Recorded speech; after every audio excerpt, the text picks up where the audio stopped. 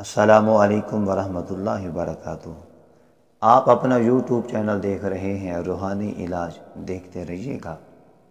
الحمدللہ تعالیٰ پہلی کی طرح آج بھی خوبصورت، نایاب، لاجواب، مختصر، پر اثر، پر اثر وظیفہ لے کر حاضر ہوں۔ جو آدمی چاہتے ہیں ہمارے رزق کے حلال میں برکتیں ہوں، ہم ہر کام میں کامیاب ہوں، رزق میں فراوانی ہو، تاکہ اولاد کو اچھی تعلیم، اچھی تربیت دے سکیں اور اپنے گلی محلوں میں غریبوں کو رزق حلال تقسیم کر سکیں۔ یہ وظیفہ ان لوگوں کے لیے ہے۔